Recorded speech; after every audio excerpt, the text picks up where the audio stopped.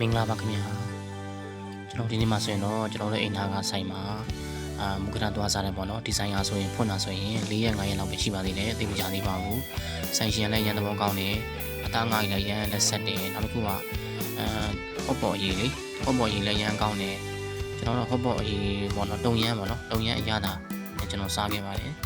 တုံရန်အရသာဟင်းရင်လည်းရန်ကောင်းတယ်အသားတွေလည်းလုံးဝလက်ဆက်ဆက်နဲ့ဝန်သားပြားတွေပါတယ်အမင်းသားတွေပါတယ်ကျန်သားတွေလည်းပါတယ်ကျွန်တော်တော့စားကြတဲ့အစုံမှာပဲရေပွဲတွေရောပစုံတွေရောပေါ့နော်ကျွန်တော်တယောက်တည်းပေါ့နော်ဆိုင်ရှင်ကတော့တယောက်တည်းလားဆိုတော့တယောက်တည်းပဲလာစားတယ်ပဲစီးဖြော်ကြီးလည်းရမ်းကောင်းတယ်ရမ်းကိုတောက်လို့အဆင်ပြေပါတယ်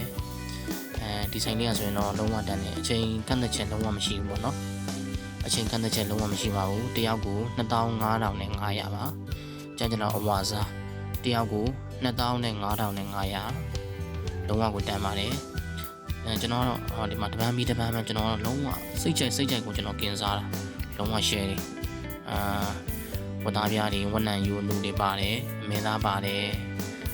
တခြားပစုံတွေလည်းပါတယ်ဗျကျွန်တော်တော့စားခဲ့တာလုံးဝအားရပါရအောင် share ပါပဲเนาะဒါကြောင့်မို့ဒီဆိုင်လေးကိုလာစားလို့ရပါတယ်ဆိုင်တွေကတော့တောင်တကူမျိုးနဲ့19ရက်ကွယ်လော်ကားလမ်းပေါ်မှာရှိတဲ့ဆိုင်ဖြစ်ပါတယ်အားလုံးလာစားကြပါဦးခင်ဗျာ